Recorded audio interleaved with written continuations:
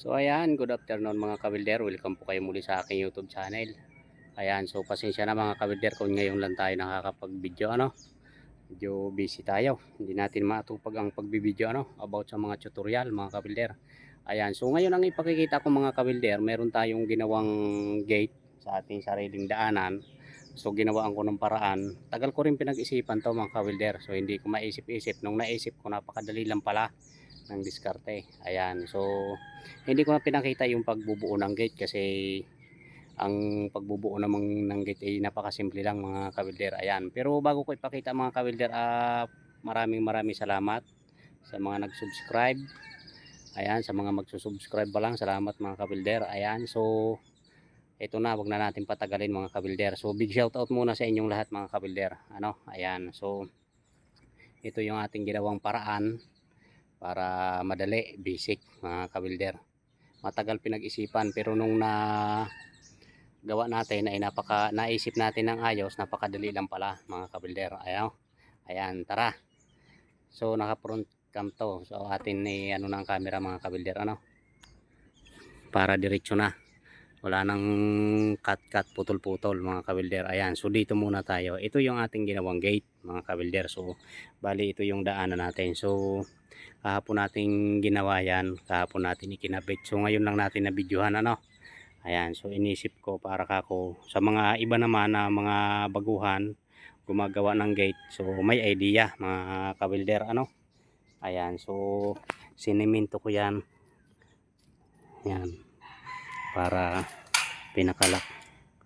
Ayan, so wala lang lock yan. Ayan, di angat yan mga kabilder. Okay.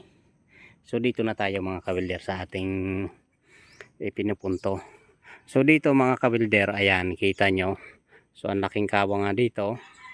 Pero okay naman kasi nabitin ako dito ng sa tubo. Medyo maliit, wala akong makakitang tubo na medyo dumikit siya dito. Pero ayos lang naman. So ito mga kabilder ang ating punto. Ayan, kasi ito na poste ay may PVC yan. Buhos PVC yan, binuhusan yan sa loob. Tapos tinanggal ko na yung PVC. Ayun na nga, ito yung pinagtanggalan natin. Ayan. Yan. Nandoon ang iba, ayun. So bali ito na mga kabilder Inisip ko, magyayapos nga ako ng flat bar. Tapos ang iniisip ko, maglalagay ulit ng simula dito bakal papunta roon sa dulo. May bakal naman yung dulo na yun. Tapos pababa sa kabila. Tapos ganun din nakabuilding dito yung bakal para hindi bumaba yung gate. Ngayon iniisip ko iikot pa rin. Ngayon ang naisip ko na lang, napakadali lang pala, binutasan ko na yung flat bar bali 4 na butas yan, 1, 2, 3, ayun, 4, mayroon din sa front, ayun, ayan, tapos ganun din yung ibaba. Tapos ang ginawa ko mga kawilder, total buhos naman ito, matibay naman yung poste, ay pinakuan ko ng pagkabutas ko, pinakuan ko ng concrete nail na 1 and 1/2 ang haba. 4 pagkapako ko para hindi mabunot, iwinilding ko siya ngayon. So napakatibay mga kawilder. Yan, yun ang paraan ko, yun ang ginawa kong diskarte. Ayan, kaya napakatibay niya mga kawilder. Hindi siya bababa. Tsaka itong flat bar hindi iikot. Kasi nakabaon yung concrete, 4, so walang palag. Mga kawilder, dito okay lang to kasi siya naman nibilado siya. Ayan, sa pag-iikot ng gate hindi siya sagabal Ayan, tapos nilagyan din natin ng pinaka alambre sa taas, pinaka tapos dito mga kawilder, ganun din dito. Ang ginawa ko rin, ayan, katulad niya nito, ayaw bumaon yung yung concrete. At least mayroon siyang pinaka nakatusok doon sa buhos sa simento Tapos ito ang ginawa ko dito, payapos na flat bar. Tapos dito ay kapos na ako sa flat bar, yun ang ginawa ko mga kabilder. Ganun din sa ibaba. Ayan, tapos ang bisagra ayun sa loob. Ayan mga kabilder, yan nakabaon, nakatusok yung concrete. Hindi rin siya bababa ano kasi nakatusok yung concrete. At saka dito ganun din, hindi rin bababa ito kasi yung tubo nakatukod sa ibaba mga kabilder, tapos nakabuilding dito, tapos dito na nakakapit. Yan ang sumunod sa hulog mga kabilder ano.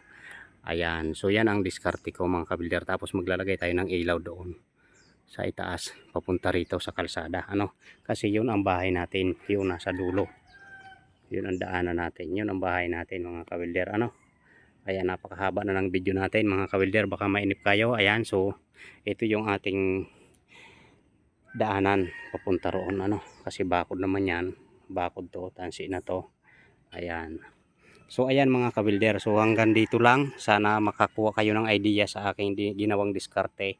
Kaya binidyo ko para kahit papano makakuha ng idea yung mga beginners sa pag ano, kung may mga dating pusti na madali. Ayan, pang matibayan yan mga kabilder. Ayan, so bubuksan pa rin natin para makita nyo. Naglagay lang ako ng lock para hindi, ayan,